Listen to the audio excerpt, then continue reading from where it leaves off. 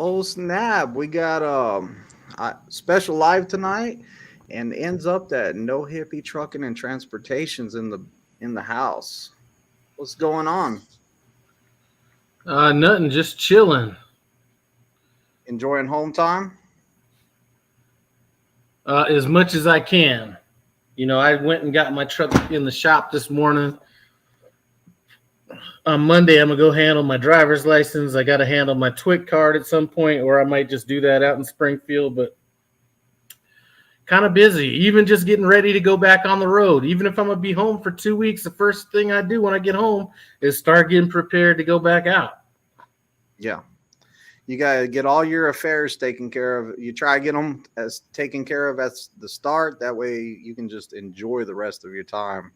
And I'm just even talking about clothes. Getting that stuff washed and done. Yeah, for sure. So we were talking on the phone earlier about the new training changes, and so it doesn't happen till like December sometime for Springfield, but it's already taking place in Pittston, and I think next month it's going to take effect in Salt Lake City, if I'm correct. I might be wrong, but pretty soon it will be taking effect in Salt Lake City, and then last Springfield. And I don't think it's going to affect anything much. It might make the test a little bit easier to pass, but it's kind of nice that everyone's on the same level, no matter what company you go through or anything. Everyone's getting the same test with a little bit added on state per state. How do you feel about it? I'll tell you how I feel about it. You got anybody coming in this bad boy? Did your notifications go out?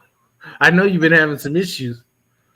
Yeah, it's on. Freight Skaters in here. Freight Skater says good Oh, evening. okay. Maybe I just can't see. I just Sam, can't see what's going on. All right. Hold on a second.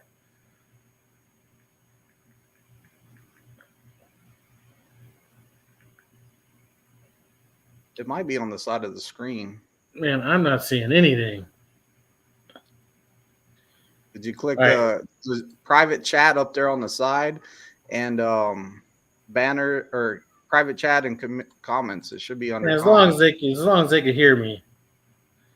Okay, so I'm seeing it. We got 2 people in here, right? Shows me 5. All right, whatever. 5. All right. So anyway, my thoughts on this are, what we were talking about on the phone earlier today was about you saying that a lot of TNT trainers might get upset that the people coming out of PSD won't know certain aspects of driving. And what I was telling you and what I firmly believe now is that as a PSD trainer, I don't think it's your job to teach people how to drive. I think it's your job to teach people to get their license. It's the TNT, which I primarily was when I was doing it. It's my job to teach them how to drive. I'm not expecting somebody to come out of TNT knowing how to do an alley dock or offset or pick, because those are contained environments. It's not going to be a realistic environment, so I don't expect them to come out of PSD with the realistic. That's my job, I guess is what I'm saying. And anybody that's upset about it, I just don't understand it. Like you're taking them through the major grades, you're taking them to different states, through different weather. I mean, it might be the entire time they're here, it might be nice and sunny, and you're taking them through rainstorms, hurricanes, whatever. I mean, like you're teaching them like everything, the Qualcomm. Like there is a lot that goes into TNT training. I have a lot of respect for anyone out there that does TNT training because I know how hard that is. I've done it before and I was not big on it. Yeah, so that's my thoughts on it. Like I was telling you earlier, I might go back to training, but I would probably do it as a PSD trainer, depending on what the situation looks like. I still kind of feel that obligation to train a little bit. I do feel with all the flaws that seem to be coming to light, a little bit more lately with some of the things going on at Prime, I still feel that there's an obligation that I have.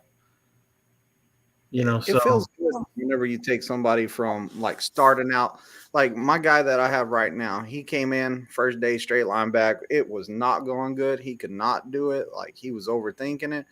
And now I took him on a load the other day, and I was all like, all right, I want you back in between those two trailers. And it was pretty much an offset over there.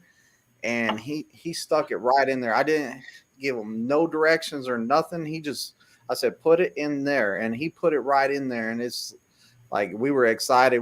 He was cheering, it's like that great feeling of like giving back to somebody, turning them into a successful driver.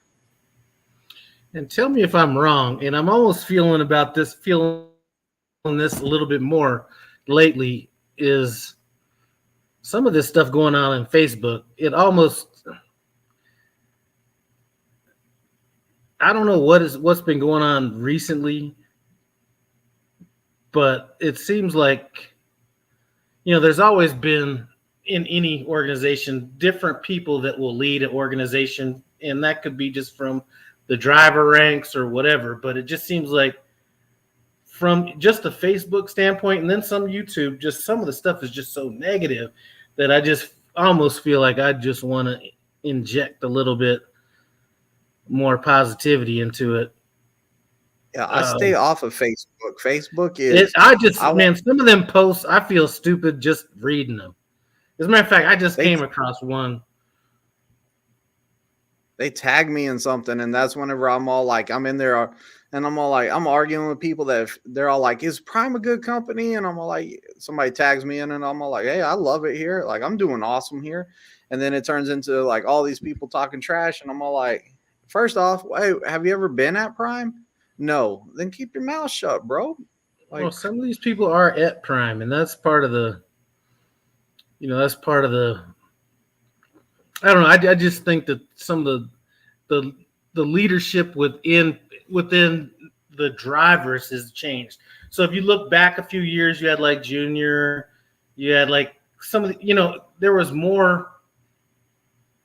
I can't even explain it. It just feels like we're running a fucking muck. Oops, excuse me. I know I'm not on my channel. We're running a muck out here without anybody saying, that's not right, or calling people out for dumb posts or for being weak about posting, certain stuff. I mean, we just don't have that self-regulation, I think. And that's one of the reasons why I'm maybe thinking about getting involved in the PSD. And I can only help one person at a time with the mindset and all that stuff from a training aspect, but I got to do what I got to do, possibly. Yeah, there's a lot of bad information out there. You have to be real careful where you get it from. Like, Facebook is not a place to go for information. Like, get with a recruiter, get with somebody that can give you a definite answer. Like, a lot of times people hit me up, hey, I had 3 DWIs. Can I work at Prime? I'm all like, hey, you need to get with a recruiter. I can't answer that. Or, hey, I had a speeding ticket back in 1997. Can I get a job at Prime? Get with a recruiter. I can't answer that. If somebody's telling you, oh, yeah, you're fine, they're probably giving you bad information. You need to get with a recruiter, because we can't make that call. I can't make that call. Well, one of the things I definitely want to say, while maybe people are still, you hear a lot of bad stuff about Prime. I'm looking at a post that was just here saying that somebody wouldn't want to go to Prime because the trucks are too slow. It could be a number of different reasons why somebody wouldn't want to go to Prime. But one thing I can tell you is, when I first came to Prime, it was like I was going to be eating ramen noodles and going broke. Now, lately, that's kind of been the case, but not because of the lows. It's just stuff I've been dealing with on my own trucks. But one thing I will tell you is, how many people could say they got in the trucking industry 4 years ago and have a paid-off truck? Not a lot of people can say that. And there's a lot of people that are calling themselves owner-operators, looking down on people at Prime, saying, listen, I'm owner-operator, and they still owe $50,000, $60,000, $70,000 on their truck. Now, I don't consider myself an owner-operator just because the truck's going to be paid off or anything like that. There's a lot of different aspects to that. But that one thing that a lot of people don't have in the trucking industry is a paid off truck. And those are a lot of people that are looking down on people at Prime. And there's a ton of people at Prime that have, that are in that situation that have done that. And I just get tired of hearing it's a starter company and all this kind of stuff. Meanwhile, and there's a popular YouTube channel out there where, he's giving advice on what to do and all this kind of stuff. And I'm looking at him and I'm like, bro, you just got a truck that it's not going to be paid off in 5 more years because the loan you put on it. And you're really in the same place you were 4 years ago. So I'm just like, I just don't get it. I get irritated with some of the hate that comes down on Prime. Yeah. I get irritated too. Like people are always messaging me on videos and stuff, and they're all like rookie driver. And yeah, I believe I'm a rookie. Hey, I learn every day. Like, I've been here for a minute, but I learn every day. I learn more and I improve myself. And then the other thing I get all the time is, well, you're wasting your time at Prime. I'm like, dude, like I am making great money here. I cannot complain, but I worked myself to a position to make the money I make and to do what I do. Like there's nowhere else that's going to pay me what I'm getting paid and let me work my own hours now. Well, and even one of my drivers, she's talking about buying a house cash. Not a lot of people are in that position. And I don't know, enough about that. Let's get on to some other stuff. Thanks for sharing the stream, Freight Skater and Freight Skate Trucking. Okay, Freight Skater Trucking. My bad. Say the full name, Daniel. Jesus. But thanks for sharing it, and be safe out there, man. Yo from Peg Leg. What's going on, Peg Leg? Han says he wouldn't want to Prime either. Trucks are too damn slow. You think the trucks are too slow? And I believe they could be slow at times too, but you can't be, there's people out here complaining about how slow the trucks are and how little money they're making at the same time. So, yeah. This is Peg Leg's opinion right here. He says, the way I see it, only is a driver that holds the paper on their truck that's an owner op. You're wasting your old paper on their own truck. What? Options is only a driver that holds the paper on their own truck. That's an owner op. They're wasting their old paper on. So I'm guessing if you have the title, you're owner operator. And I don't agree with that. I mean, I don't actually have the title yet. It's on the way, but I don't necessarily think that I would look at myself as an owner operator just because I have a title. There's a whole bunch of other stuff that goes into that. So I don't necessarily think of that. I think a lot of people that use words like owner operator or fleet or some of these other words, it's like it's like a big dick swinging contest. I really don't care about that kind of stuff. So I don't care if somebody calls me an owner operator or I'm a fleece operator or, whatever, or a fake owner or a fake, whatever they call some of this stuff. I really don't care. It doesn't matter to me. It's all about just doing what I'm here to accomplish. It's not about being called anything one way or another. On says one is an owner operator if he has his own authority. And I could go out and get that today. I could have came out the box and done that.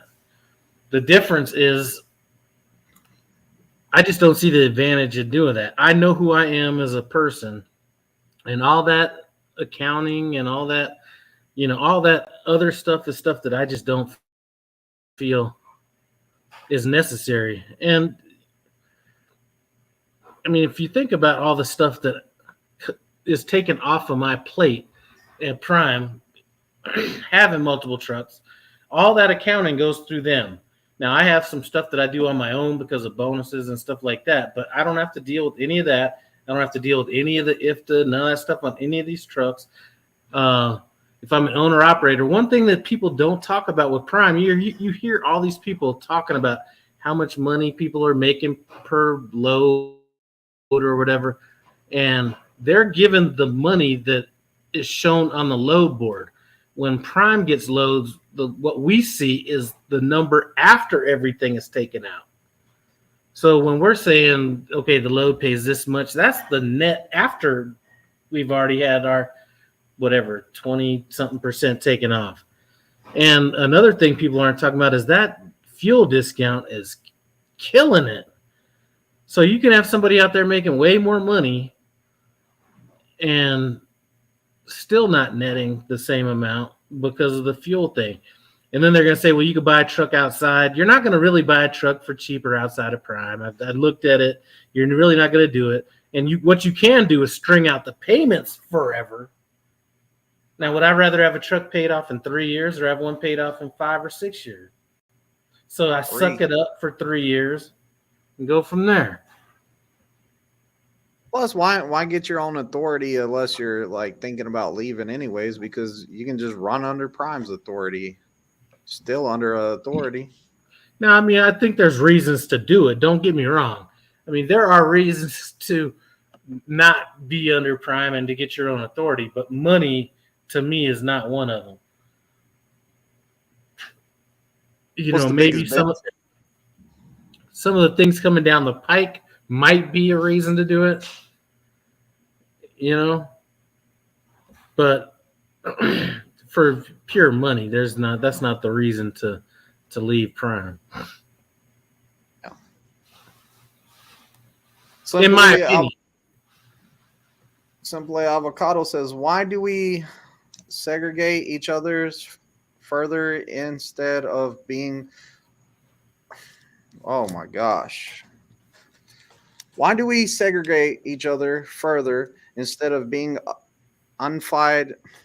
unified, fighting for the better of our industry and bother? Oh my gosh. Essentially, why are we fighting amongst ourselves? I agree. But I think the reason that it happens is you have a bunch of different groups in trucking, and it's like anything in this world. You have old school truck drivers that are like, you know, pissed off about, you know, new driver type stuff. And then you have, you know, the owner operators, which could encompass a lot of that are doing the same thing. And then you have new people that are out here that are, you know, maybe not as vocal, but we bring a little bit of that as well. So I don't know. I say do your own thing. I don't know what the reason is for it.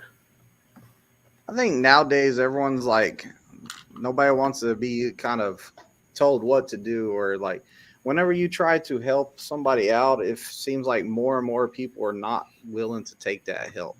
So a lot of times, like take me for example, like I used to try to help a lot of people, and I would try to help them out. And then I got to the point where some people I would just be like, hey, dude, why do you even ask me? You just do whatever you want anyway. So like, I don't see the point to even ask me or tell me what you're doing, because you're not going to hear anything I have to say. And that's where a lot of people are like, you know what? I'm not helping nobody. Well, a lot of people don't want to be wrong.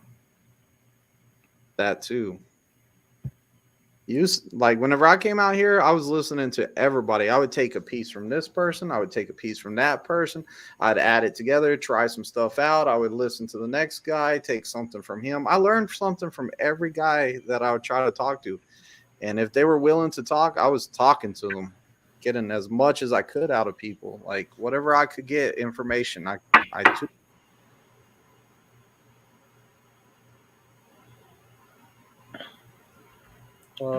Red shoes, suede shoes. Is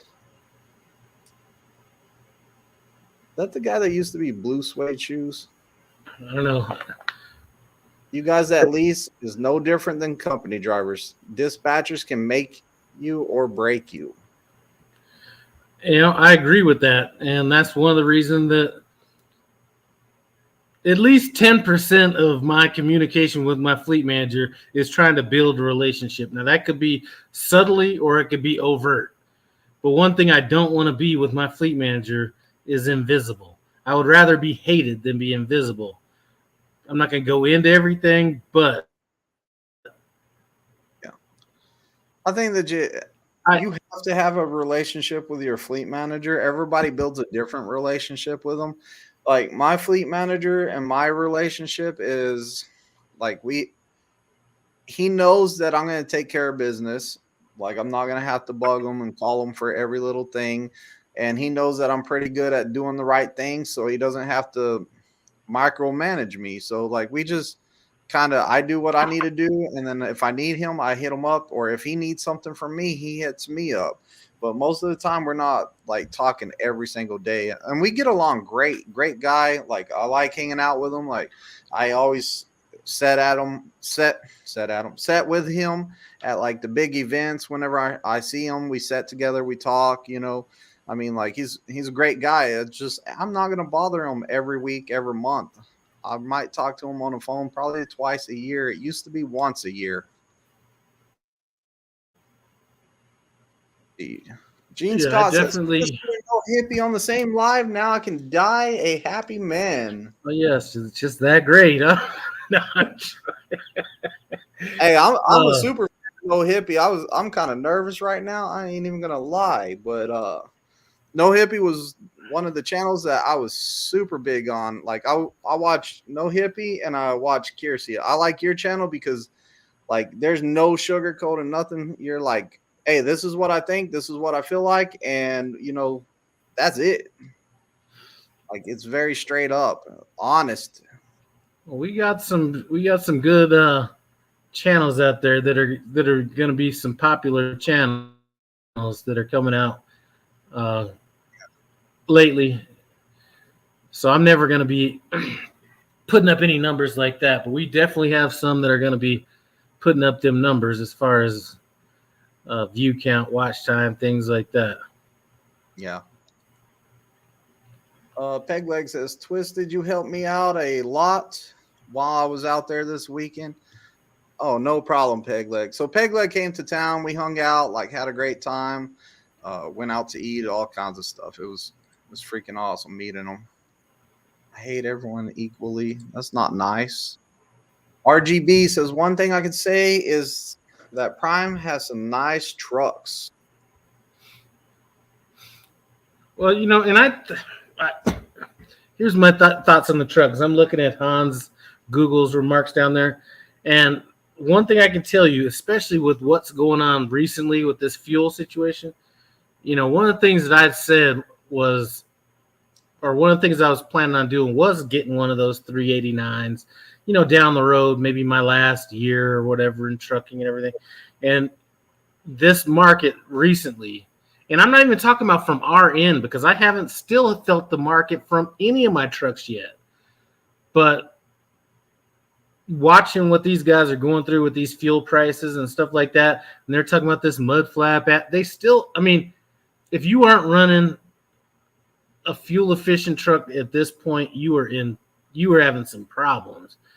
If you're driving a truck that's getting 5.5, 6 miles a gallon, this it's got to be killing you. So this has been what changed my thinking. I just wanted to do it for 1 year before I got out of the business and retired or whatever. But just looking at this right now, I've never passed up more 389s on the road than this last year and a half. And they're still getting horrible fuel mileage. I mean, am I in this to make money or too many people trying to be truckers than they are businessmen? And that's a problem. Yeah. Have you drove the 24 Peterbilt yet? I have a 24 Peterbilt. My newest driver got it. I didn't drive it. But Dude, it should. It's quiet. It's quiet. It sounds like a jet's under the hood, and the turning radius is way better. I'm thinking about ordering one next year. Man, I've been going through it. Yeah, I even had my 24 in the shop. I had to get a new ECM or whatever that was call. So I've been getting beat over the head. You should have took that 24 out on a spin. You would have that turning radius, man. It's nice. The 24 is the same as the 22. Nah, it's different. Or the one I drove, it was different. Like it turned a lot more. My buddy was all like, "Yeah, they fixed it where it can turn even more." I don't know. I have another one coming in October or December. So we'll see that. 4? You're gonna have 4? Yeah, but I don't necessarily know if I'm going to do 4 drivers. That's Myra's truck coming in. And then we're going to do that logo for her on that one. Oh, that's nice. I like that. You made that? No, I just found it. I like that. So if you look, see, you know she likes smoking. So she got the cigarette there. Then it's got she's into alien. So the alien. Then it's got the little peace symbol for the hippie shit. So we're just going to do that. And it's going to be purple. It's going to be the only purple truck of the batch. Oh, I like that, though. It's nice. I thought that you made it. I was all like, whoa, you're an artist over here. Yeah, so looking forward to getting that one in. She's deserved a new truck for a while. So are you thinking about maybe selling one and see if the market was the way where it should be, I'd have sold it. But what I might do, if I find the right driver, then I'll add another driver. There's a driver that was gonna be coming on before I even had the first driver, and she went a different route, and I still been kind of working on her for a while. She was gonna go lease, but then she didn't, so if I can find the right person because I'm serious, I'm serious about this, driving. It's not, I'm really not looking much for a sightseer, Now that will change a little bit if somebody is out on the road like for months at a time, and then they want to just do a lot of this kind of sightseeing along the way. That's different, but you can't be out for 5 weeks and then trying to hit every site along the way and stopping and doing all this in a 5-week period. So I just need to find the right person, and then I'll do it. Otherwise, I wouldn't even be content just sitting in the truck if I had to, and having that be what do you call that when a truck breaks down? Like a spare truck or something. Yeah, a spare or a loaner. Yeah. So I don't need anybody. If the right person comes along, I will definitely take it. So you don't want you're not going to let somebody take off like 2 days in Amarillo and then take 2 days off in like Vegas and then 2 days off in LA and then Hollywood and then 2 days off in Washington or something every week. Now, first of all, I don't think my fleet manager is going to be down with that. But I mean, like I said, I got, my newer driver, he is more of kind of a sightseer and that kind of thing, but he stays out a long time too. So so he's not going to be taking off like stretches at a time.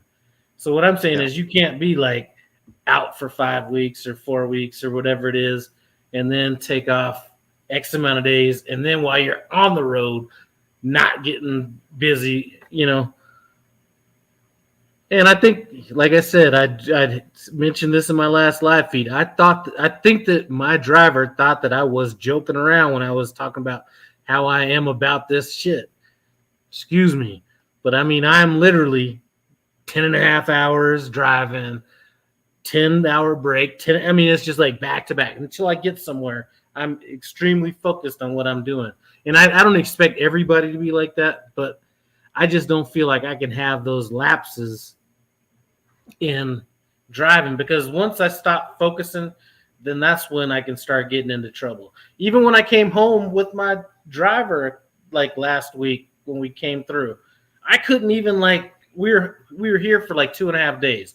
I couldn't even relax for those 2.5 days because I was like, I can't get out of that grinding mode.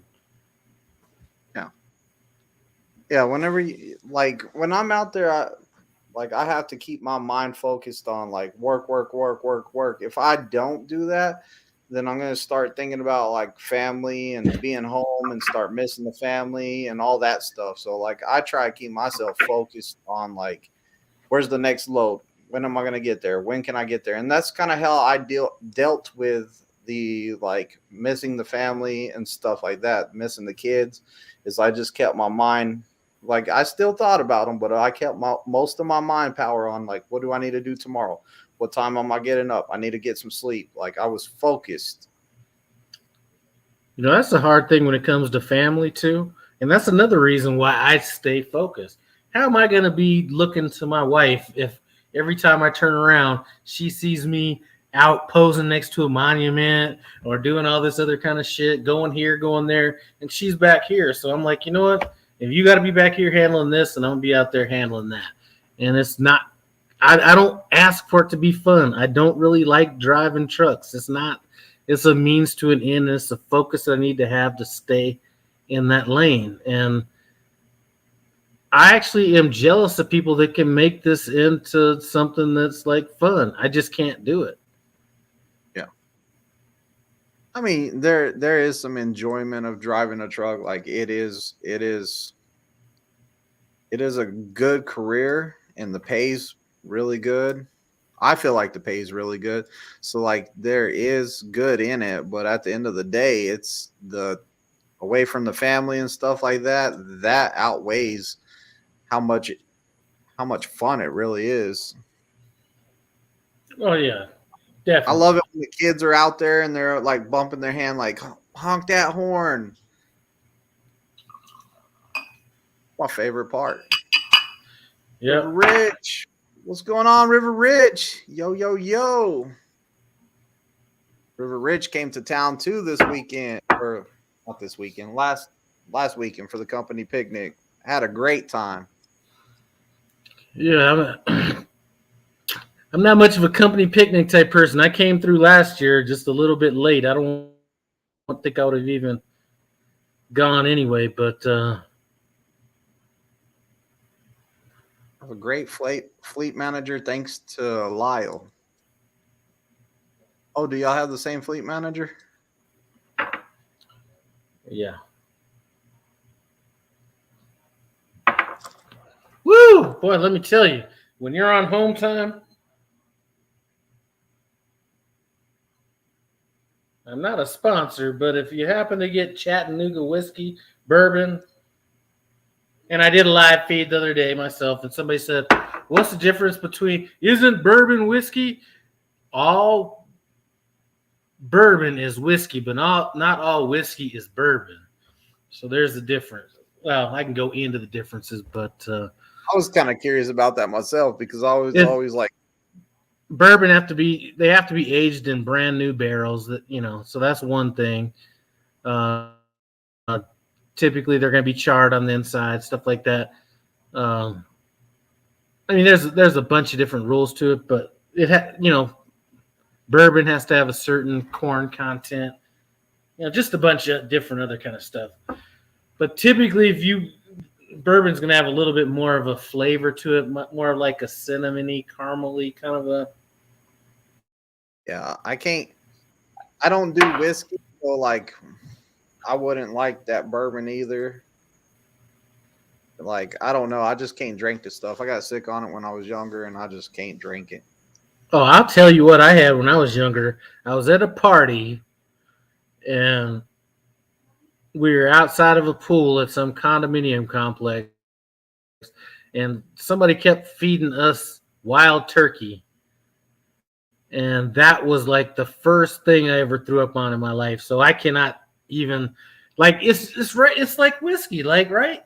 But I can't even I couldn't even attempt to drink it unless somebody just poured it in a glass and I didn't know what it was. But that was like my first like real hangover was 15 years old off some wild turkey. I've never had a hangover. I never had a hangover, but I threw up a whole lot off of some Jack Daniels whenever I turned 21, and I'll never drink with like. I tried different whiskeys. I can't drink them because that one night I got sick. Can't My do it. worst. I probably should have died this night. So I'm not going to get into all the illegalities and everything that went on back in Korea when I was out there, but we were out there doing some crazy shit. And anyway, we got to know these people that own this restaurant. And they used to have us come in the back and eat at the restaurant when we used to go do what we were doing. And they had this drink called soju, which is basically the China or the Korean version or Asian version of Everclear. And anyway, we were back there. It's supposed to be sipped. You know what I mean? So we're back there sipping it and everything with them while we eat, but we're wanting to get done with this stuff so we can go out and party. So we get done drinking or eating, and they say, here's some bottles to take back with you. So we go to this club, but they won't let us in because we got these 2 bottles of soju. So me and the guy I'm with, we're just like, fuck it. And we just like hammer it down. And then they're like, okay, let us in. So we go in. So we partied till about left at 2 a.m, had to be at work at 4 a.m. It's like a 40-minute drive to get back to base. Listen, we're out in the field as well. So this isn't like a base like you think about it. I threw up every 30 minutes between 4:30 and 12:30 that morning. So that's another drink I can't have. Yeah, you can start your car with some Everclear. It's not good stuff.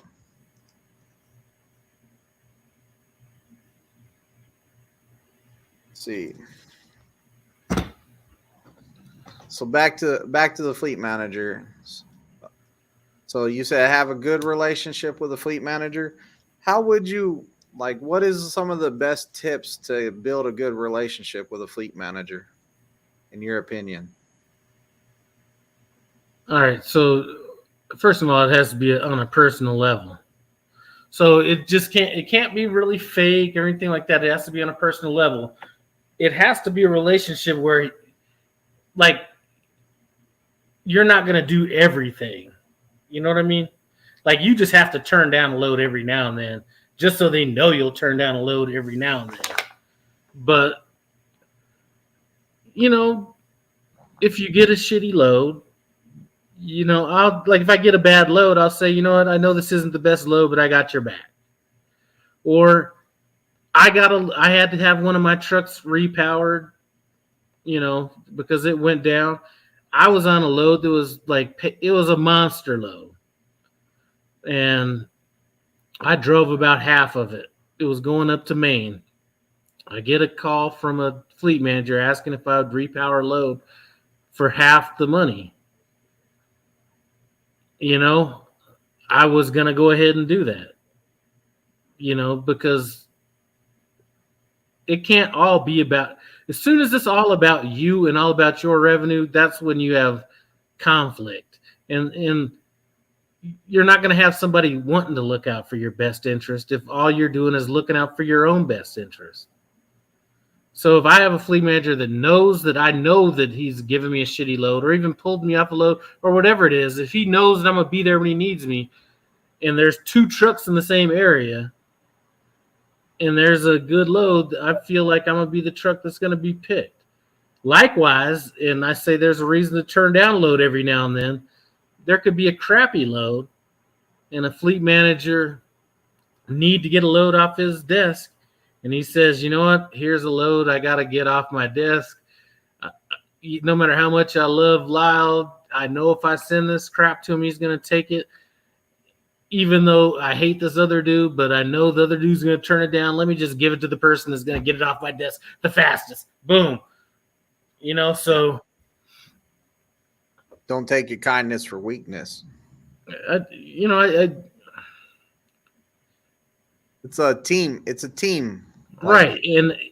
everybody wants to hit home. Everybody wants to hit home runs every time they're up to the plate, and I see that a lot in these Facebook posts. I see it just everywhere. I don't know who they think they are sending me this load. This is $1.13. Here's one thing I'm gonna tell you right now. I have it set up to where I don't even see any of the money on my own truck or my two drivers' trucks until the load's dispatched. First of all, I had that done on their trucks because I didn't want to pressure them from a money standpoint on my end. Then when I switched trucks, it just carried over, so I just don't even see it. So they'll send me a pre-plan. Do you want it? And I'm just like, I look at the 01, look at the 90. Do I like them? Yeah. All right, I'm on it. I don't sit here and look at, I don't even have the option. I mean, I can tell them to turn it on and all that. But to me, I've never cared about that. I think the people that are that, you know what they say, if you want to make money, don't focus on money. That's kind of that. I think too many people nickel and dime themselves out of shit. They want every single load to be a $3 a mile load, all this kind of stuff. And it just doesn't work that way. And then they get in fights. As soon as you start having a confrontational relationship with your fleet manager, that's a wrap. You might as well just give it up right then. So when I do say no to my fleet manager, he knows I mean no. Like, he was asking me to drop off a driver in Cheyenne, Wyoming. And, I guess that's not a good example. But, I mean, if I say that I don't want to do a load, he's not going back and forth with me. He knows it's not about money. He knows there's got to be some other reason behind that I'm not taking the load. And I'm not saying everybody could do that or would work for everybody. That works for me. Yeah, you have to find your own ways out there.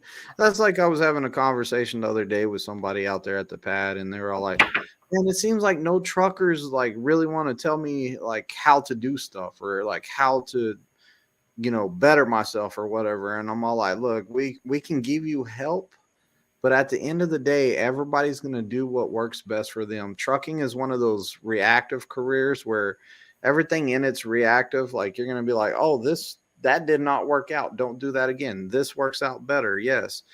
This is how I make money." Like we all have different paths we went down. Like No Hippie went to the lease program, to the Ace lease program, to buying his own trucks, putting drivers in them. I didn't do that. I went from TNT, company, team truck, to solo truck, to training, to doing PSD TNT, to doing PSD, to being like having multiple students, to a lot of stuff. Like we worked our ways to where we were comfortable, where we liked what we were doing, or where we maximized the amount of money that we could make. Well, if I was maximizing the money I'd be making, I would not be doing this fleet thing. That's such a long-term thing. No, I'm serious. I will guarantee you. Listen, every single student that's came through Prime in the last 12 months has made more money than I have, without a doubt. So if any student out here is complaining about how much money they're making or anything like that, I can absolutely guarantee you that they've made more money this calendar year than I have. Now, I'm not complaining about that because my vision is so much further down the road and things are going to change, based on, my truck's not going to be down forever. Now a truck's paid off. That's going to change things. Another truck's going to be paid off soon, so that's going to change things. But it has to be a long-term view. You have all these people giving up, talking shit about, trucking or Prime or whatever in these Facebook groups, and they haven't even gone through no shit yet. Lord forbid if something happens where they have a tire go out and they have to get towed and then somebody hits them. I mean, this period I'm going through right now is like growing up in the 70s. It's like, it's exactly what you need to harden you up. Too many of these people that are coming out here now came out of the 90s, which is a little soft.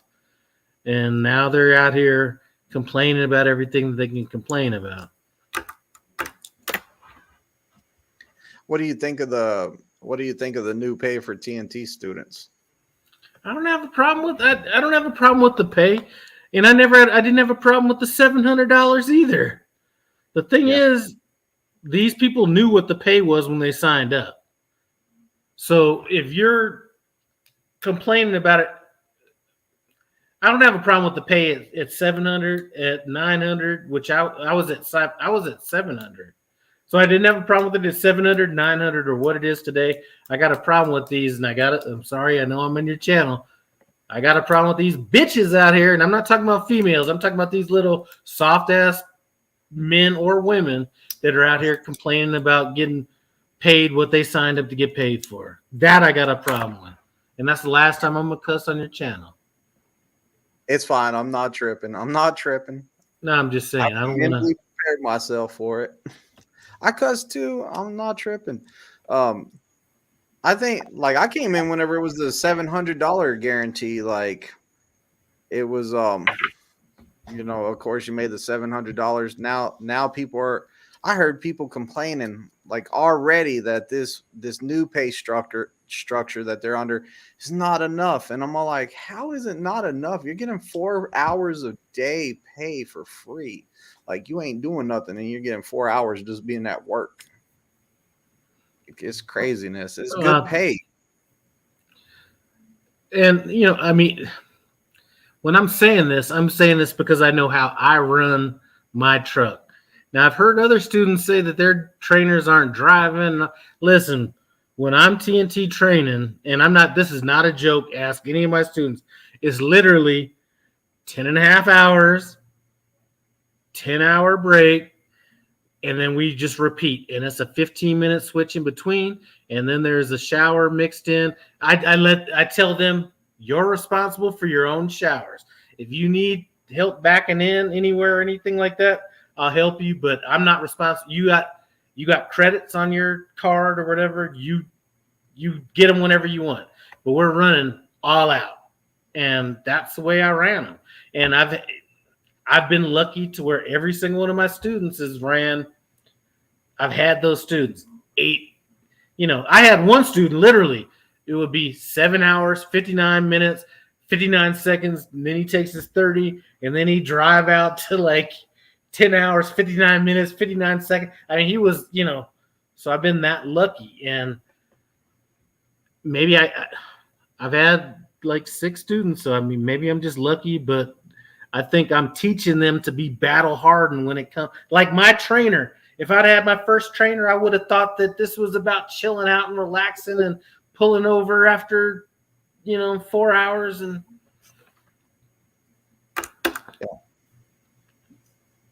How do you get your students home, like for their home time? Do you drop them off in their home state? You drop them off at their front door? What do you do? I didn't have to deal with that because we were 30,000 miles.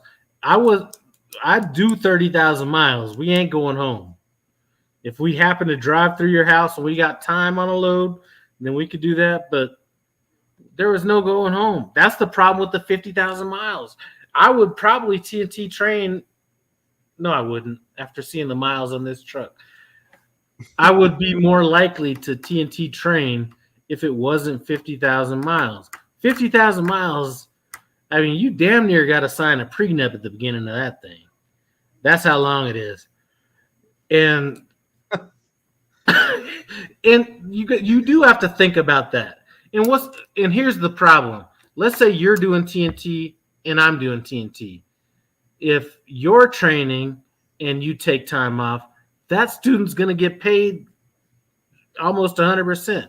But if he's with me as a lease driver, now I got to worry about, am I going to pay him? Is Prime going to pay him? It's just too much like wiggle room in there, which is why I just decided to knock them all out in one little shift. Yeah. No, I feel you. There's what drives me nuts is like during PSD, people are already crying about going home. I'm all like, especially they're all like, hey, after the test, I get to go home. I'm all like, dude, like get your head in the game, man. Like if there's a TNT trainer here willing to take you right now, then you're going over the road. He has to get you home within like so much time to get your permit switched to CDL, but stop crying about going home. Like I just can't. Man, I was different when I came out here. I was motivated.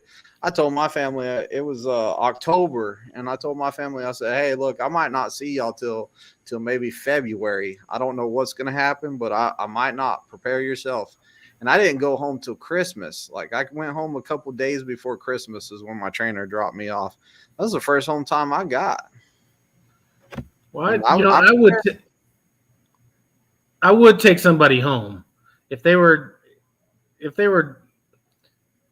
like my first load, I guess, with somebody coming TNT would be to take them home if they hadn't got home.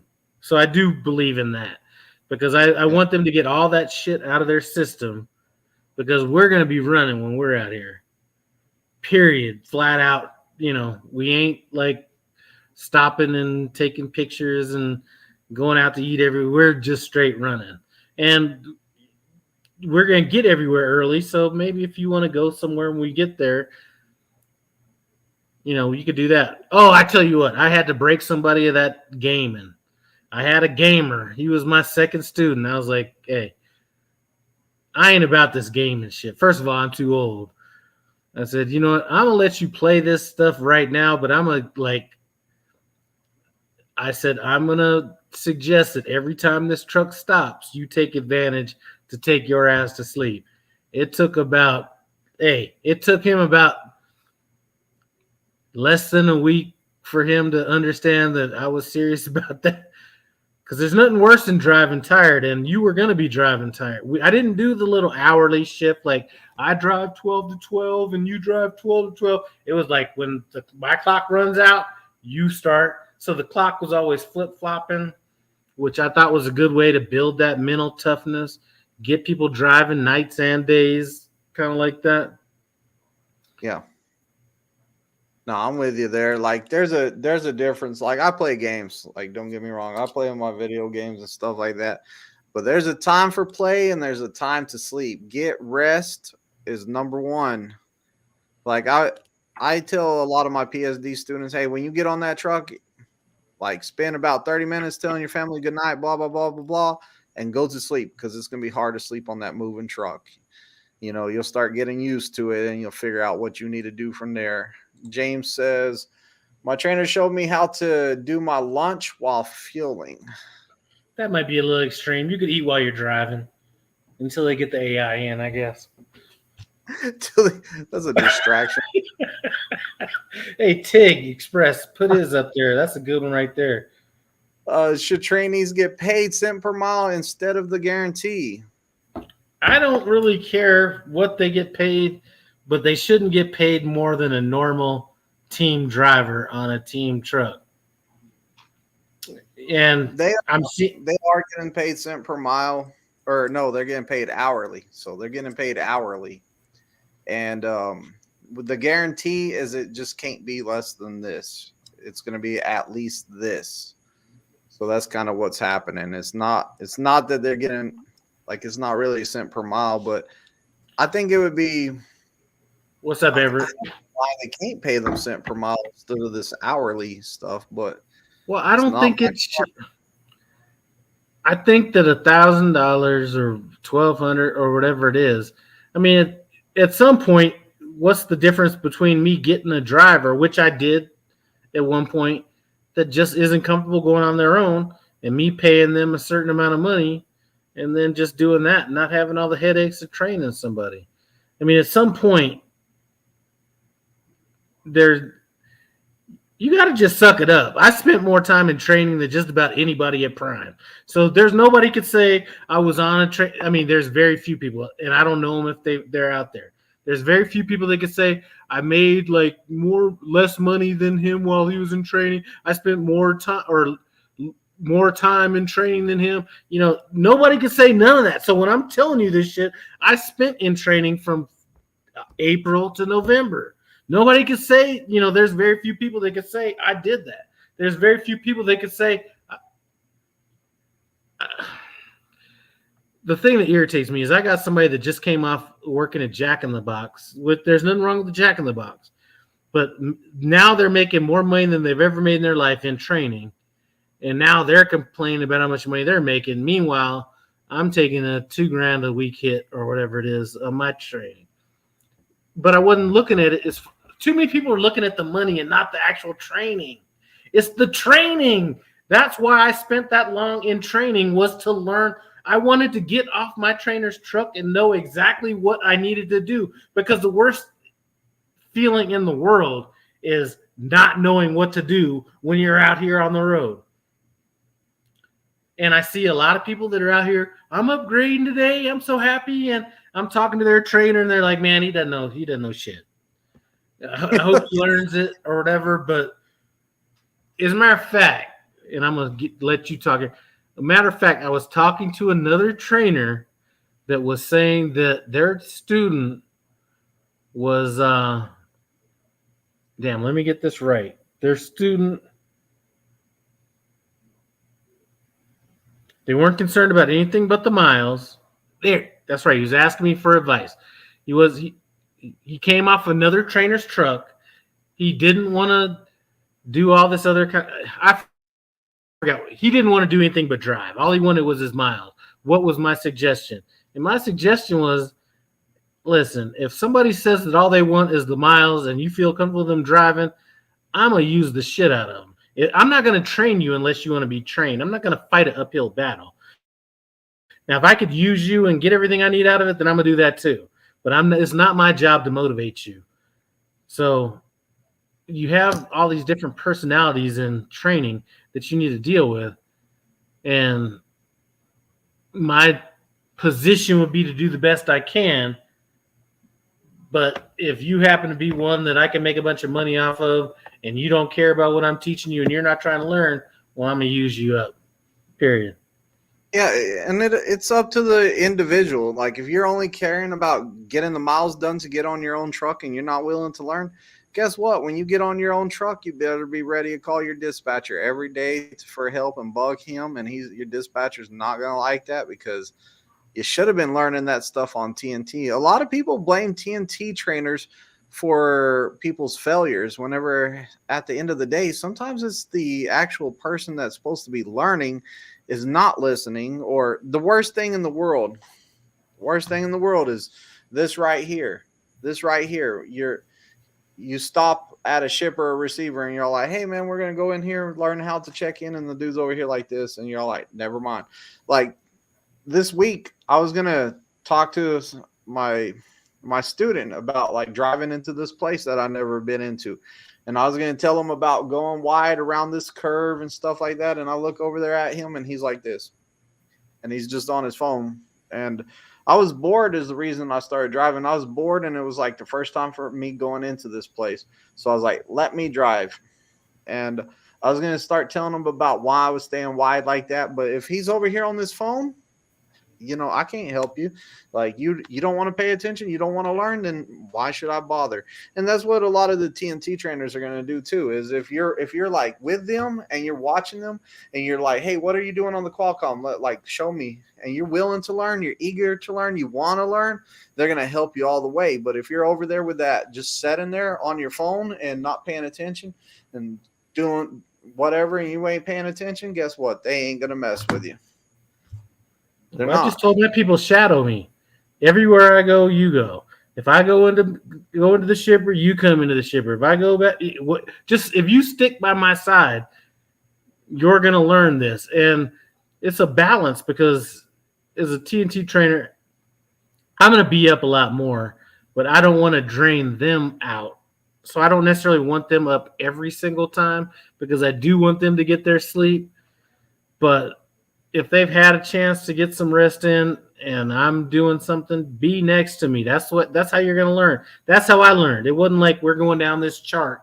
Here's how you do this. It's like, you know what? I know how to do this because I was right there when we did it. I knew how you did that claim because I was right here when you did it. Yeah. 100%. I knew how to, I knew what you meant when you said, you know what? If the trailers are close together, slide the tandems to the rear so you don't have to have the overswing. I understood what he meant because I was right there when he did it. You Yeah, know, 100%.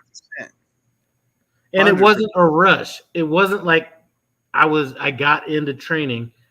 50,000 miles is a lot of miles. Okay. I'm not going to say that's not the case, but my focus was not on the miles. It could have been 10,000 miles. It could have been 100,000 miles or 200,000 miles. It was learning that I was focused on. I think a lot of people are too focused on upgrading than they are the training. And just disclaimer, whatever you want to call it. And if you are the guy that's not on the cell phone and you're staying with your trainer side by side and you're like asking him questions and he's blowing you off and not helping you and not teaching you nothing, then you need to have a talk with him first. Have a talk with him and say, hey, man, I feel like I'm asking you questions and you're not responding back to me. I need to learn this stuff. If that doesn't go well, then guess what? Hit up the chain of command, dispatcher. Just go up the chain of command as you go till you get somebody that will hear you. Because if you're willing to learn and they're not willing to teach you, bring it up. Speak up. Well, that was an every week thing with me. Is I told my trainees every week on Friday, send a message in to the fleet manager and update him on your status, whatever. I don't care what you say to him, but every week you got to touch that fleet manager. And I'm going to do the same thing. So if there's any issues that come up, there's at least some kind of a, there's a Communication. What's that? Communication, bond. Yeah. Outreach, something. Everett says, big fan, and what's up, no hippie? What's going on, Everett? What did you I'm miss? just out here chilling at the house. Shitty attitudes. When I was a kid, the closest thing I had a cell phone was a 25 cents in my pocket. Screw cell phones, right? Well, I don't know how old he is, but when I was coming up, actually, phones, they had to retrofit the phones because they were 10 cents when I was like, I remember in the 70s, I used to always have 10 cents in my pocket to call my mom if there was a problem and I was not at home. So 25 cents was down the road. You remember the pay phones? You would pick up the pay phone and call your Well, house. that's what I'm saying. You have a phone call. Mom, I'm at the skate ranch. Oh, yeah. You hang up. I was kind of in the middle of all that. I was too old to be doing that. And then by the time my kids were going through it, cell phones were kind of, and technology equals laziness. Yeah, I agree. Cell phones are becoming a problem. When I go to work in the morning, we're getting the cell phone roll back. So, because I'm sick of cell phones already. You know what? I love technology, man. I thought I was going to be able to make it through my whole trucking career without opening up a Atlas, and I had to do it when I was in TNT training because the road was shut down. I'm still trying to make it. Just that one time I had to open up that Atlas. I remember I text you a picture of what I had my student doing where he had the roads wrote down all the way back to Springfield, and you're all like, dude, you sent this to the wrong person. I'm not that guy. I'm GPS all day. Oh. I mean, I can do it. I mean, I grew up, not necessarily road atlases, but certainly city atlases. And I remember when I moved from California to Denver, I had a map or whatever out, but these days, man, Atlas only goes so far.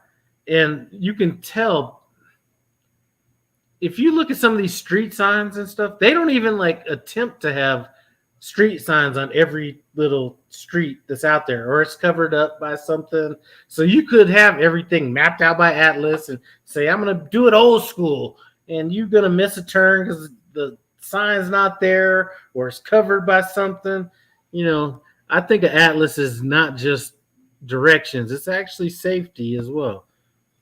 And they expire. The Atlas expires every year. I don't know if y'all know that or not, but they expire every year. You have to get a brand new ones. Bridge weights change, all kinds of stuff change. So make sure you have a current Atlas if you do have one. Yeah, I we took just out here rolling the dice out here. rolling this. Well, if you're reading your signs, you should see signs before you get to it. I'm just saying. Just saying. I took map ready in the 4th grade. That guy says I must be a 70s, 80 baby. I grew up, I was born in 1968. So, spent, man, the Yeah. 70s was a great era. I still remember, some of you guys are too young, but I remember going to school and selling chocolate candy bars to get my Evil Knievel jacket. That was like in 1975. I think I forgot what grade I was in, but I sold enough candy bars to get the Evil Knievel jacket with the little tassels that come down here, and I was the man. Shoot, All I can brag about is I had the Hammer pants, so I'm younger. Remember MC Tim Hammer? was I said had he the was born pants. in '68. Yeah. Timothy Junior Turtles, Honduras in the born in house. I know he's an '80s baby. Junior He said says, signs don't expire. You know what? Signs could be covered up though, Junior, because there's plenty of signs when I'll actually be looking for a street sign, even though I got my GPS running. It'll say turn left at Everclear Drive or whatever, and I'm like pulling up there, and I'm like, I don't see Everclear Drive, but this thing says turn in 0.1 miles, so let me make that turn. If I'd had a map and just been like old school, I would have just kept going looking for Everclear Drive. yeah, and sometimes that reflective stuff peels off, and whenever it does, you can't see what the sign says, anyways. I've had that happen. And signs come up missing. I don't know why people like to take signs. Like 3 times this year, the ramp speed limit sign on to get on 60 off of 65 to 44 east. That sign that goes right there, it's keeps keeps coming up missing. I had to get the training department to hit up Missouri to get it put back 3 times this year. Oh, we got some Thank old school people in here. 1968 in the house, 1975, 1970. That's what I'm talking about. See, Dan, you don't know nothing about smoking candy. You know, candy cigarettes used to be able to do the candy cigarettes and stuff. As a matter of fact, for some of us you know 68, about that. the You had candy the gum ones cigarettes. that you roll the powder out, and you had No, the chalk ones with the little red dot, and they were chalky. yeah, Like, and then I for know some of about. us that are 68, the drinking age changed when I just turned 18. So you used to be able to drink when you were 18. If your birthday was like, I think in a certain period of time, you could drink. So my high school class was split. Half of us could drink, half of us couldn't. So we'd be up at the club on a Wednesday, and we'd be at the club with our teacher be right there. You know what I'm saying? So anyway, that's another good thing. I mean, some of the bad stuff. I mean, there was some busing segregation type stuff going on back then, so I was part of that. Or any of us that were in larger cities maybe were part of that as well. Y'all know what the music group Tesla says about the sign? I don't know what he's talking about. All right, Junior, I'm about to get on you and your drivers if you want to keep running your mouth up here. I remember riding back in the pickup was in. Dude, you can't ride in the back of trucks no more, man. They flip out. So Oh Paul yeah. says, what's this? A no hippie / big twisted collaboration? Yes, it's been a long time in the makings. Okay, Junior. See, I was gonna leave you off the hook, but now Junior wants to say he wants to come off all high and mighty, and he's got his drivers up at the prime yard taking up 3 spaces per truck. It's so we can all park together. I'm joking. I'm joking. Let me stop, Junior. I'm messing with you. They're saving each other's spots. How many does he have now? Is it? Did He's got like 5. I know he got 4 paid off or something like that. Let's see. In Louisiana, stayed 18 till I was 21, and the government made him change the drinking age. Yeah, those were good days, man. And I think actually there was less drinking, or there was less hard alcohol when I came up than the people that were forced to. See, here's the thing. If I'm 18 years old and I could just go to the store and buy me some beer, but I can't buy necessarily the hard alcohol, I'm going to buy what I can get. The problem is once they put the restriction on it, now when you could get it and you found somebody that could buy you what you needed, instead of getting beer, you were buying, Everclear, vodka, whatever, you were going all out. Liz says, Prime. skating ranch, dime in my pocket to call home, paper maps on family road trips was usually the navigation. Buffalo I remember Trace is some good stuff. Junior's responding to his uncensored thing. I'm surprised. Junior, that Prime Inc. uncensored page is so damn stupid. I get dumber every time I read a post on that page. I'm about to just get rid of that one, to be honest with you. I don't even think I'm on that one. That one was just horrible from the start. Oh, yeah, they were getting on Junior. Did he make that? Drivers.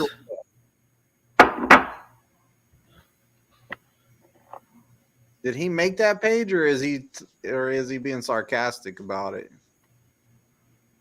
No, he didn't do it. But some people had been on him about one of his drivers parking a certain way. It's just a negative page. It doesn't matter. Wow. Glenn Pepper says, I remember when they had cigarette vending machines.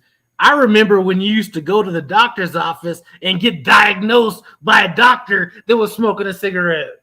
As a matter of fact, the last time I flew on a plane where they had cigarette smoking, and I know because I was smoking, was on a plane from Chicago to San Diego, 1993. Smoking section is here. Non-smoking's right here.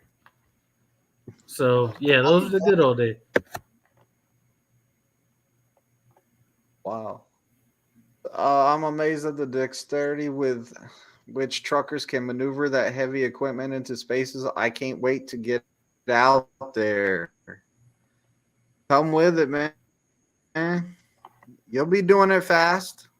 Peg leg is asking about the place called Excellent. You'll be doing it in no time, man. Put that application.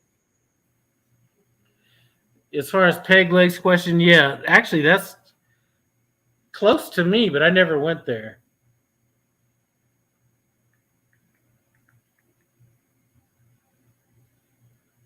Never went there? No, I've never been there, but I know of it. Peg leg's just a little bit south of you. What's south? He lives in oh crap.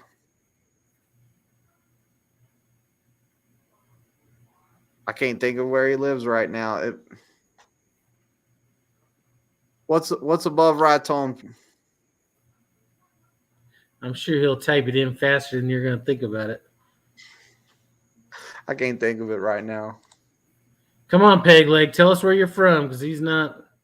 At No Hippie, I'm gonna have your autograph in my glove. Oh, Slowpoke. Yeah, you gave him those gloves, remember? Well, I gave him my John Deere. Only the best gloves when we're out here on the road. Pueblo. That's where he's from. Pueblo, Colorado. Pueblo, Colorado. As a matter of fact, I had to live. I'm not taking anything from Pueblo, but I had to live there when I was little for a time. My dad opened up a store out there, so we had to live down there while he was getting that store opened up. And I went to a middle school called Roncalli. So anyway, that's I lived there for about a year. Roncalli. There was like a little BMX track that was near there that I used to go riding my bike at. This is probably around 1978, 79. Oh, you used to do the BMX ramps and jumps and stuff? Shit, I had the PK Ripper, yo. I was out there getting my thing on. PK Ripper. Some of you young bucks don't know what a PK. I had a PK Ripper. Well, first I had a Diamondback. Then I upgraded to the PK. See, if I say Diamondback now, these people that are young don't know how good a Diamondback was back in the day. But I upgraded from my Diamondback to a PK Ripper. Or actually, I got a Team Murray was my first one. Then I got the Diamondback. And I might have got a Mongoose in there somewhere. I think I got the Mongoose next, then the Diamondback, then the PK Ripper. But I was all about that, back in the I day. had the Diamondback, I had the Huffy, and I had the Mongoose. I used to, and the toilet paper roll pegs or whatever they were called, I think, on the front and the back, those real big pegs on it. I They used didn't to have. have those when I was going up. Oh, you didn't have the pegs? No. Oh, we were spoiled, man. When you had to get somewhere with your boy and he didn't have a bike, hop on those pegs. Let's go. Man, everybody had a bike back then. That's one thing. Everybody had a bike back then. Lyle, I think that middle school was closed. I'm not sure. Yeah, he's a young buck that might have been closed by the time he went there, but Ron Colley definitely was. We used to build our own bikes. I had a Mongoose bike. Red Line. Yeah, I knew some. I knew somebody had a Red Line too. Pegleg says, and I did graduate in 1994 from the real Bear Creek, not Cherry Creek. All boys had a Mongoose. PK, that's junk. He said that's junk. Dude, man, out. I could probably look up PK Ripper right now, and there's people that are like crazy about him. He said, I don't even know what a PK looks like. Hey, but the first thing I had before any of that was the banana seat with the gear shift in the middle with the big old tassels on the, on the thing. I think that was a Schwinn or something. Saul says, I wasn't into BMX when I was younger, but I swore I was a Christian Slater in Gleaming the Cube. Christian Slater in Gleaming the Cube. That guy says, I remember the banana seat. Shoot, them banana seats were the bomb. Did y'all make ramps from logs and scrap wood and jump? Spend hours doing that. Yeah, I remember just having a cinder block and laying a piece of plywood on top of it, and that was your ramp. We didn't have no BMX parks where I was at.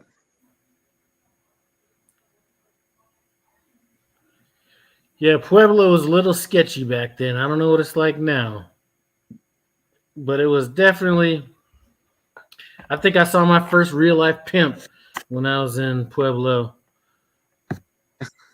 They used to have this movie theater that was just like right there. I think it was next to a Kmart. See, they don't even have I'm saying this stuff, nobody's even going to know what I'm talking about. But there was like a pimp that was driving. It wasn't a Cadillac, but it was like some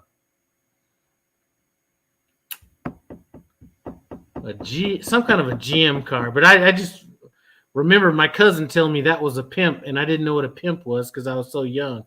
And then it started falling into place down the line. But anyway. What's a Kmart? What's a Super K? You mean Walmart? I miss Kmart. I liked Kmart. I remember coming off the ramp and landing on the bars real good. Yeah. I don't think anyone would want it. Like, I don't think anyone could forget messing up on a BMX bike.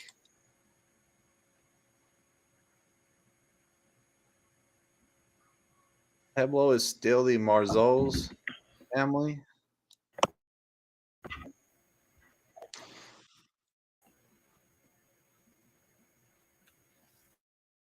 What you got some advice for these new drivers coming out here? What So would you tell yeah, them? back to what we were talking about earlier. I am thinking about doing some. What's that? You were thinking about what?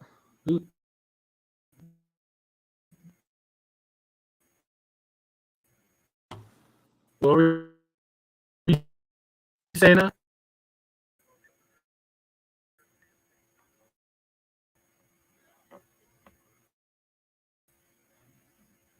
What did you say?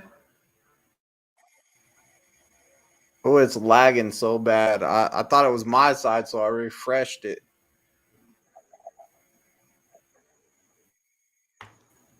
No, I mean, what did you say?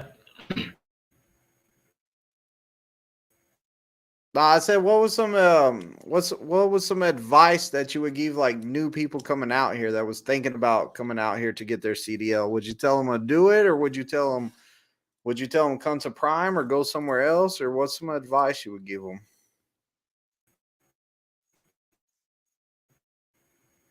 I think your live stream was. That guy, am I roboting? Do I sound like a robot, or does he sound like a robot? Oh, he lagged out. So hopefully he comes back in. See, I thought it was my side that was lagging. Coming off the ramp. Grow up in the 80s. GT Performer. I remember the GTs. Health insurance. Health insurance for company drivers. Like we have I think it's called Anthem, but it's pretty much Blue Cross Blue Shield type. It's good insurance. It's good insurance. I got it. I use it. Family has it. They use it. It's the Roboto. Listen, advice. Listen and learn. Exactly. You know, I heard this saying one time, or I had the student that said one time, he was all like, God gave you two ears and one mouth. He gave you two ears to listen twice, and he gave you one mouth to speak once. And I was like, really? That's a pretty good saying. No hippie. Yeah, no hippie lagged out. Hopefully he gets back, but if he doesn't, it's all good.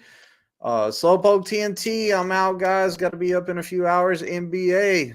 All right, later, Slowpoke. You have a good night. Hey, if y'all haven't subscribed to No Hippie Trucking and Transportation, y'all make sure y'all subscribe to it. He is pretty much at the top of my YouTube list of channels I watch. Like he's at the top.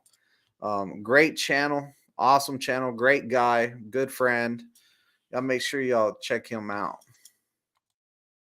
Glenn says, new again, old driver before with a different company, been out here since June. Okay.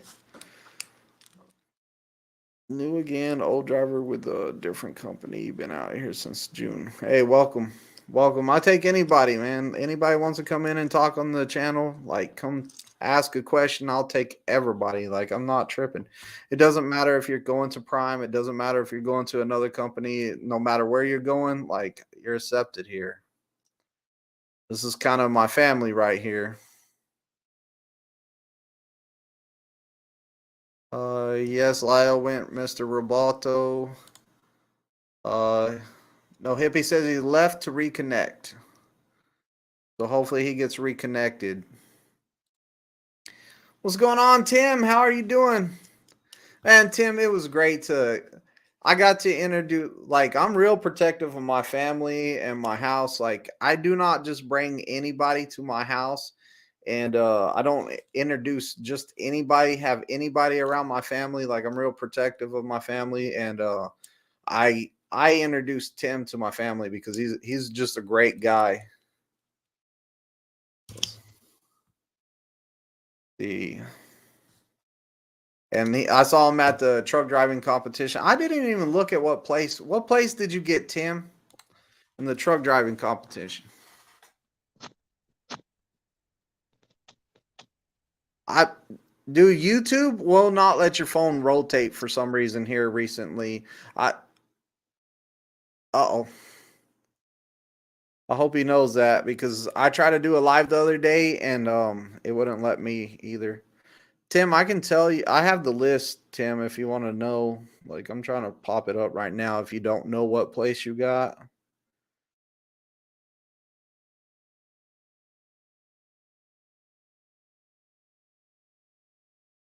Tim, Tim, Tim, Tim, Tim, Tim.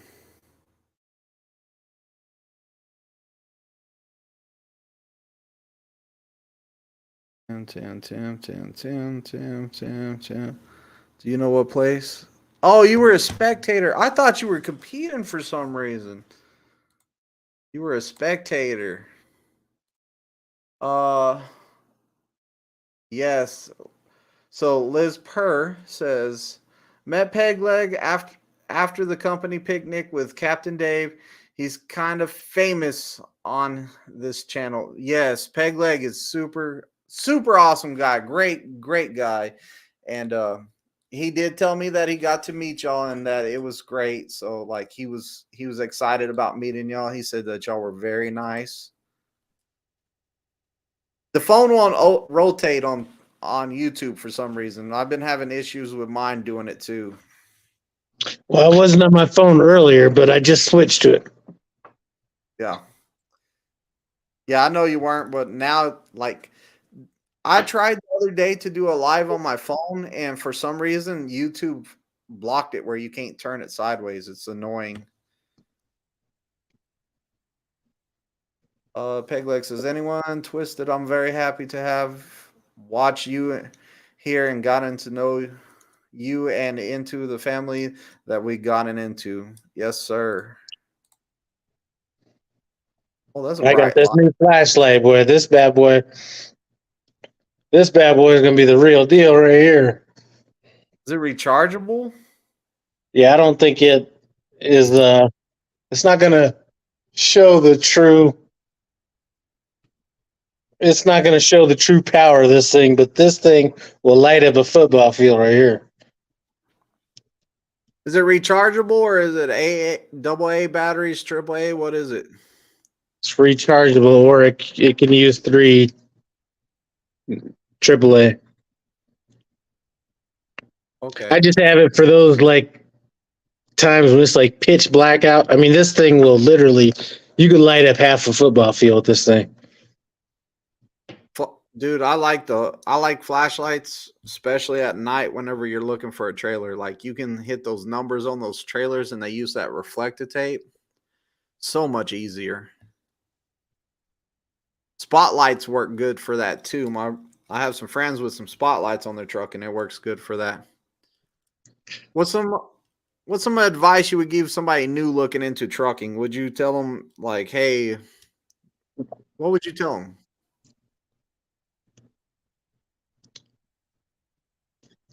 Take it slow. Whether it's there's no rush. You know, a lot of people rush into this. Whether it's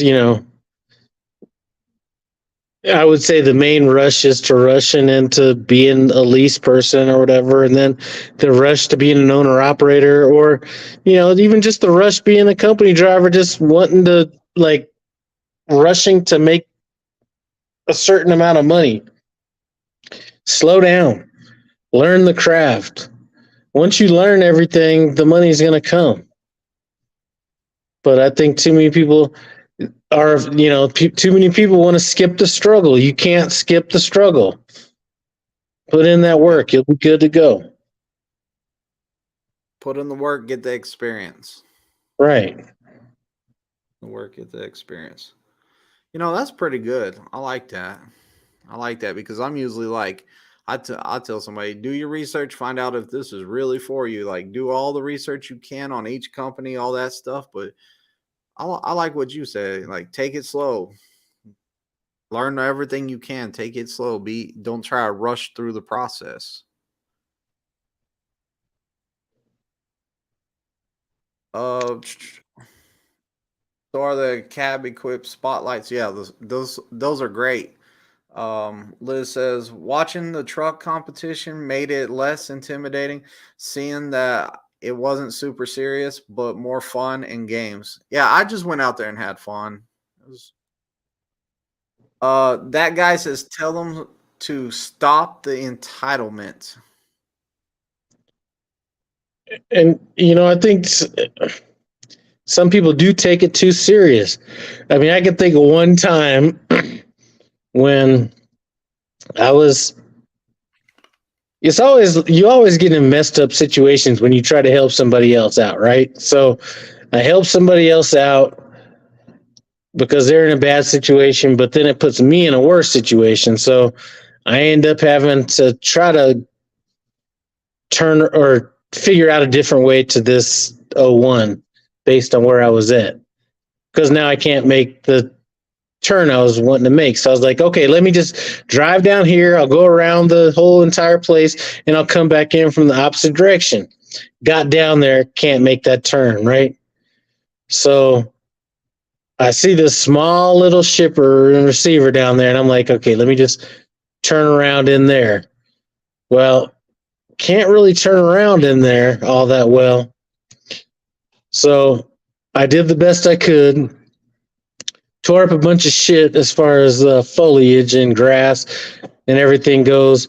By the time I'd already sent the message, because I was going to get to where I was going, which was like 10 minutes down the road before I even dealt with any of this shit. Before I got down there, I'd already got a message from maybe it was 20 minutes. I don't remember, but Prime had sent me a message of me, a video of me doing this shit. And I was like, you know what? Of all the stuff that they picked out of this, the one thing they should have picked out was some masterful backing and that shit, regardless of what was toward, because it was just grass, and all this kind of stuff. First of all, how did he get out of it? Like, who would have thought to even, like, most people wouldn't even have thought, let me use my traction control. But then the mastery of backing it took to get out of that situation, that was like, if I would have thought about, it's been a couple of years, but if I thought about that, I would have probably posted that on my channel, because that was like some great backing right there. But you can't get, you're not going to be perfect out here. You're going to hit shit. You're going to do shit that you shouldn't, shouldn't be. I mean, you're going to do shit. And knowing that every day takes a weight off my shoulders, knowing that today could be a day I do some reckless shit. As long as you learn from what you do wrong, though, like it's like you have to learn from the mistakes that you make. Like I tell students all the time, like you're gonna fall before you can walk. Like you don't just come out here running on this back and stuff. You can't just come out here and be great at it. You got to be bad at it before you can get good at it.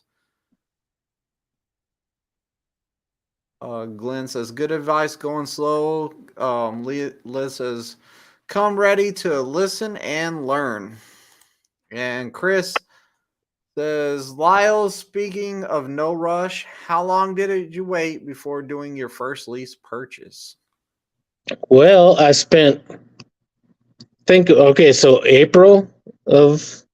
I got my license in April, May, June, July, August, September, October, November. 7 months on my trainer's truck. Got my truck in November. Ran that truck for 3 months, December, January, February. Ordered my truck in February. Got my first lease purchase in September of that year. So you're talking, that was a long time between all that. And I could have came right out the box doing it. In hindsight, maybe I should have done that. But it took a while. It was 7 months plus 7, 8, 9, 10. Maybe over a year to do it. And I didn't go into my first lease until I was already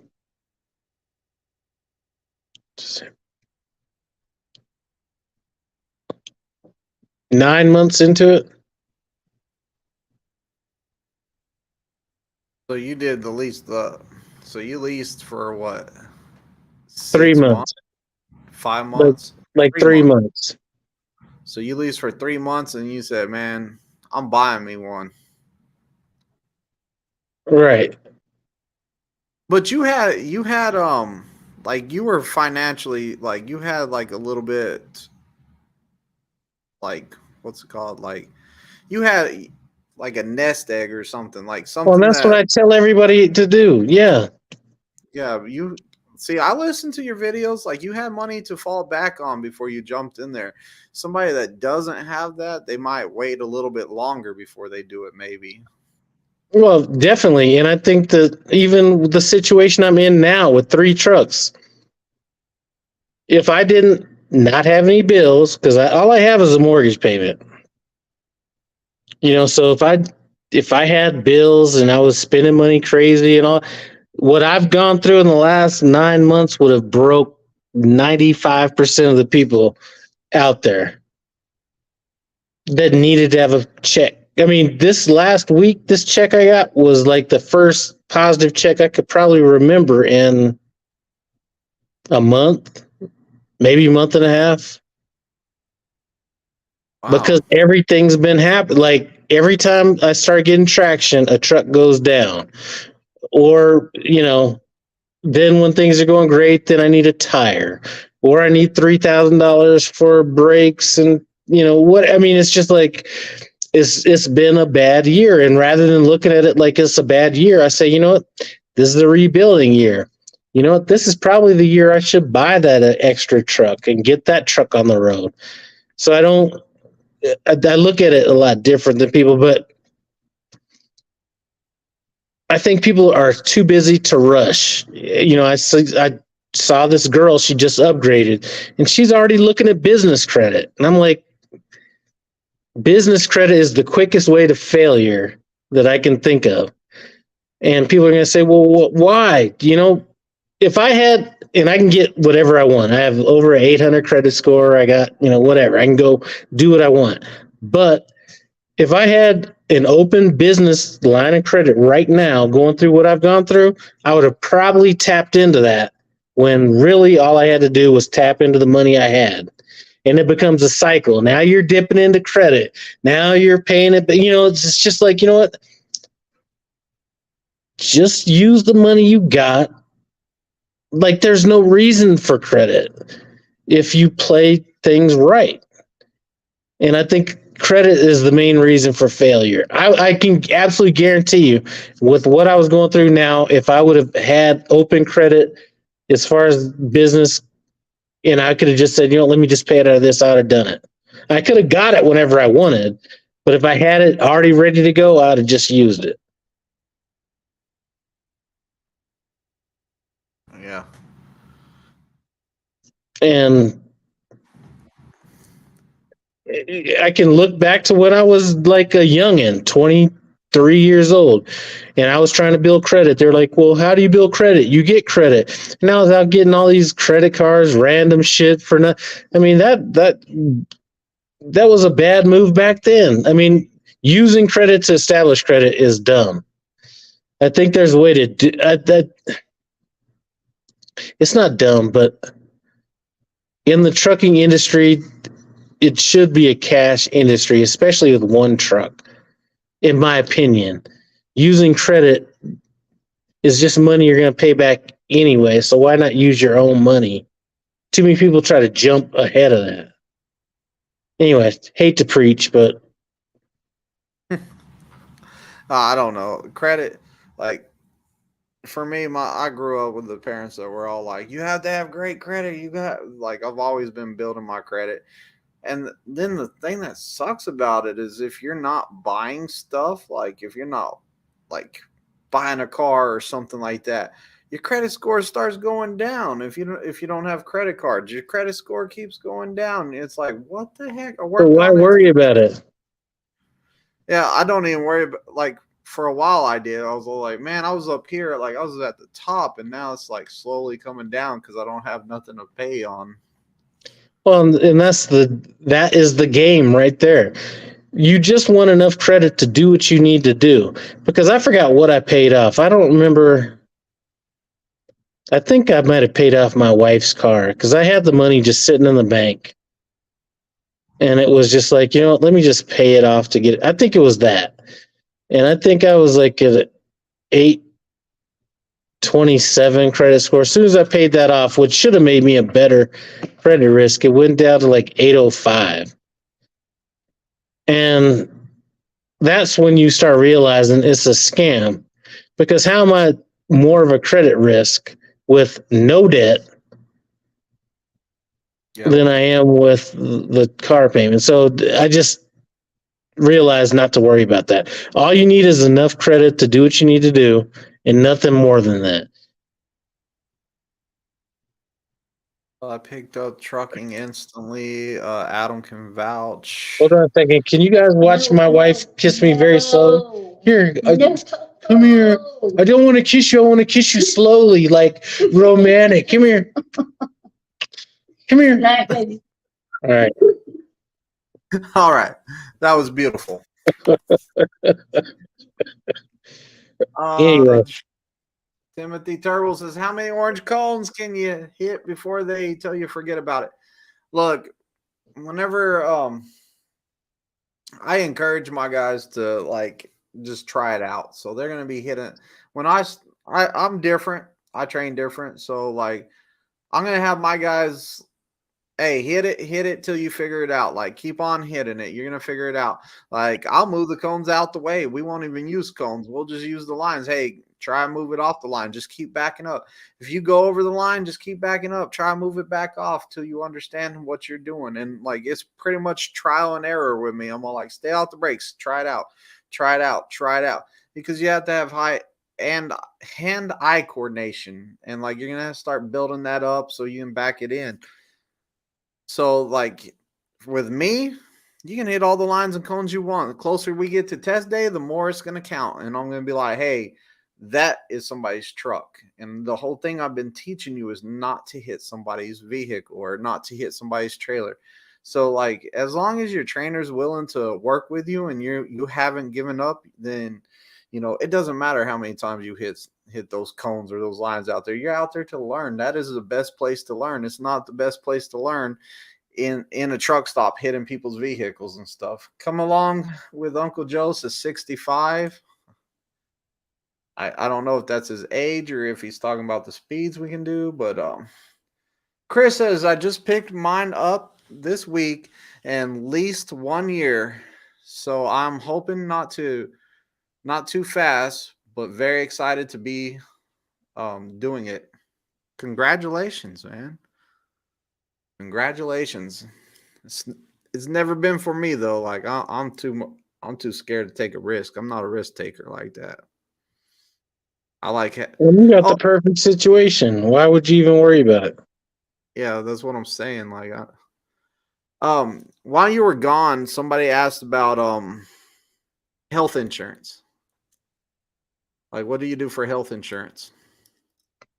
That's always been something my wife has handled. Okay.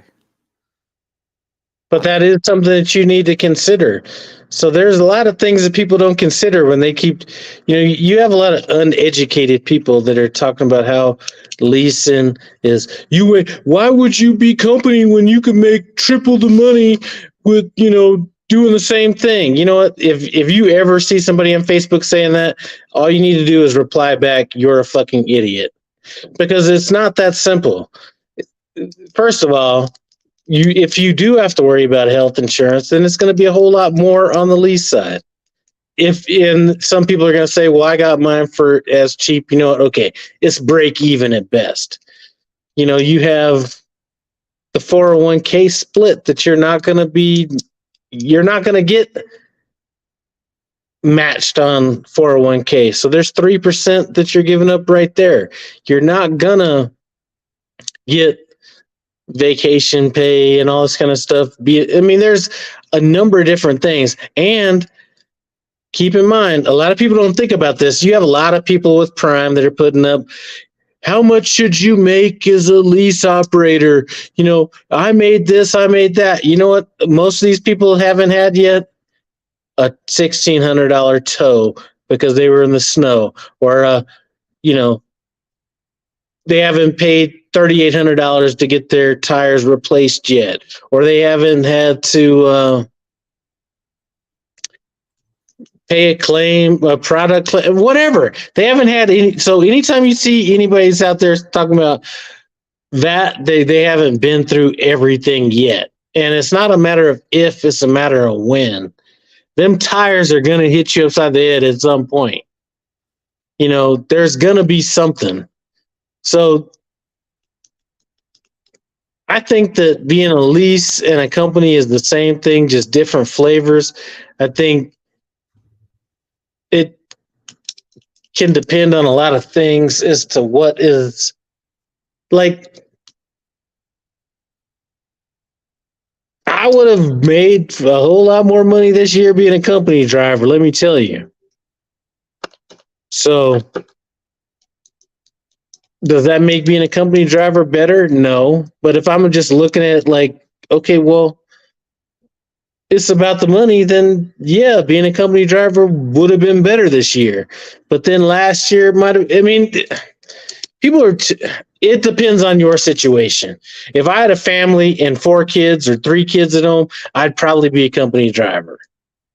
Yeah.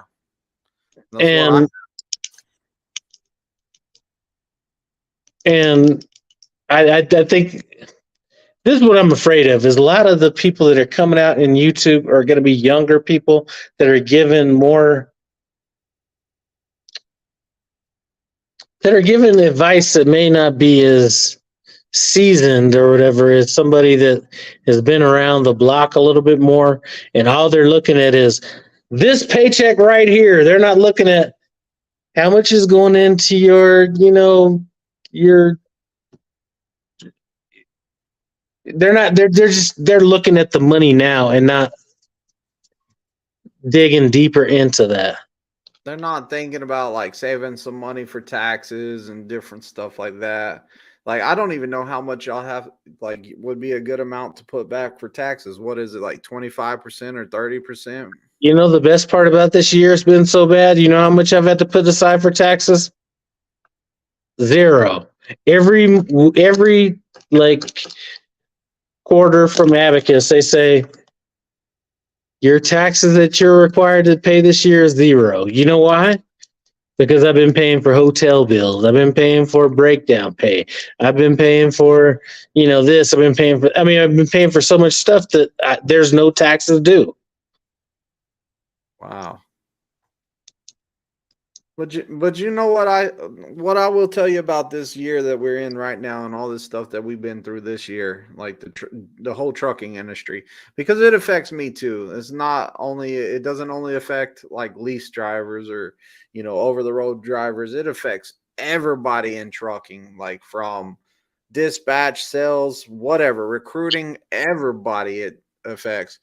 And I believe that if you're strong enough to make it through this year, and if you started this year and you had to learn real fast about how to manage your money and survive on a lower amount, that whenever it does pick back up, you're going to be set.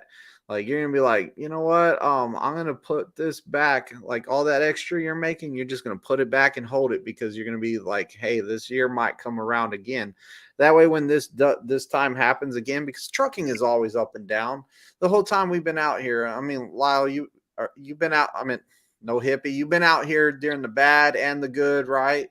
Like, you've seen it down before, and it's came back up, and you've seen it go down again. Like, it's always up and down.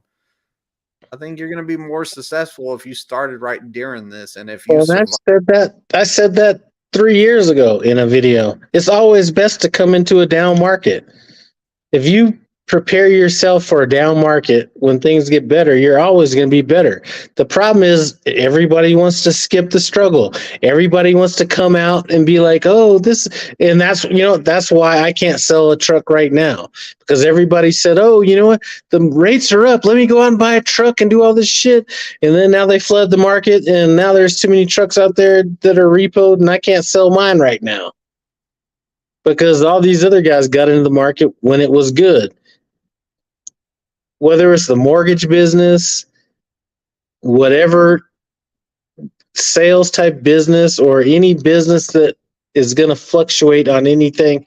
The time to get in that business is when business is bad, because you base your everything around a bad business. And that down cycle could only last 3 years. The up cycle is going to last 10, 12, 14 years. So you've prepared yourself to endure anything, and you're going to capitalize even more when things get better. But nobody wants to put that struggle in. Everybody wants to get in when it's great. Everybody wants to bitch when, they're having a bad week. A bad week? Like, how, even if you're not talking about a bad quarter or a bad year, you're not even at the level that I even want to talk to anybody yet. Because a bad week, I mean, that could be just a bad week is nothing to even talk about. A bad quarter, you might notice about. Maybe a bad half a year, I could see. But anybody that's looking that narrow is not anybody that I'm trying to fuck with. Yeah. And not that I won't talk to you, but I'm not trying to pattern my behavior after somebody that's like, I got a bad load. I mean, think about it. I had a bad load. I had a bad week. I had a bad month. I had a bad quarter. I mean, it's like people don't even start talking about bad quarters in these Facebook groups. They're too busy talking about the bad week or the bad load. That's how focused they are. Think about this. A blind person can probably see 2020 right in front of their face, but they can't see any further than that. People that look further down the road are going to do a whole lot better. Makes sense. But we got a bunch of blind people out here leading the blind in these Facebook groups. Look at it. Look at them Facebook groups. I don't know why my fleet manager sent me on this $1.12 a load. I mean, it's like, bro, this load's going to be over in 2 weeks. You can't look further ahead than 2 weeks. Yeah, dude, the Facebook pages are a cesspool, man. They are horrible, horrible, horrible. I cannot stand them. But Anyway, I think they're I'm so big. done preaching, so go ahead. Yeah, those Facebook pages, they're just so big. And then you got people that aren't at Prime, they're on there. You got people that are thinking they're coming to Prime and they're on there. And the sad thing is, like, sometimes some people might think that that's an official Prime Facebook page, and it's not. Like, you're over there on those unofficial ones. It's just, I can't get on there. I'll argue with too many people on there. Like, I will argue with them and everything. Just, man, I can't stand Facebook. If you're looking for information, go somewhere else besides Facebook. That's the worst place. And like, whenever I get a student that says, "Well, on Facebook they said," I'm all like, "I'm gonna stop you right there. If it's on Facebook, I don't even want to hear about it. Even if it's good, I don't want to hear about it. No Facebook stuff. Stay off of social media altogether when you're on my truck. Let's just do this my way and let's get this done. Like, stay off of all that stuff. You're just gonna get yourself in more trouble and like hurt yourself in the long run because you're gonna get bad information. I will teach you what you need to know. Ask a question. And don't feel like any question is dumb. Like, I had somebody put on one of my comments on my videos today that kind of irritated me. Is one of my students were asking me a question in the video that I put out, and the guy was all like, "They need to get out of trucking if they're going to ask that question." Dude, like, there is no dumb question. Ask me the question. The first time I will answer it. The second time I'm going to make you think about it. If you have to think about it, then you're always going to remember it. If you're like, "How do I shut this door?"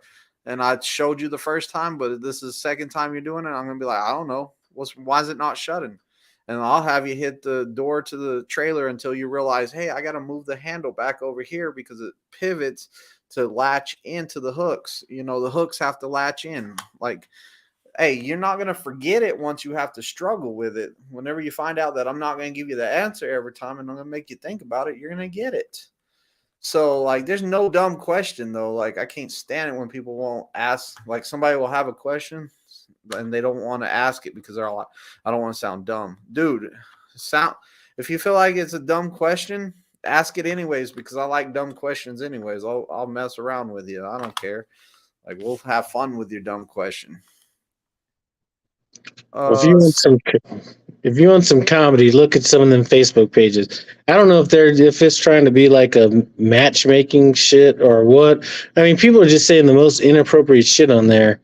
That somebody was talking about he was so stressed out on this drive that he might have to rub one out or something. And I'm just like, you know what? Yeah, I don't like.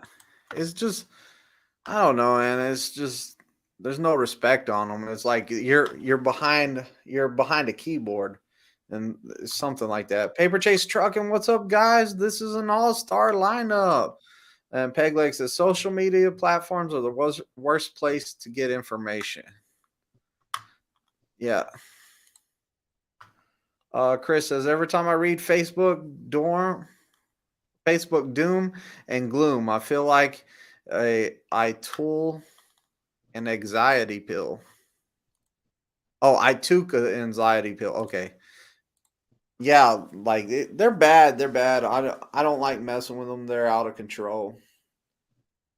Well, make sure y'all subscribe to No Hippie Trucking and isn't it trucking and transportation? Or am I tripping?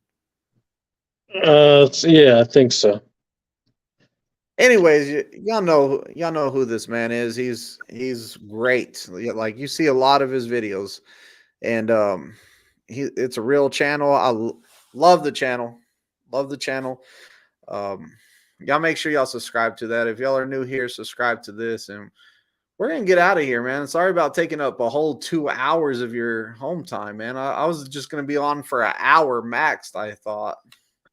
Man, I was surprised that my computer messed up, but yeah, that was a good time. As a matter of fact, pass a little bit of time, I'm coming here and pass out. All right, brother, man. Well, we're out of here. Thanks for stopping in, and it was a good live.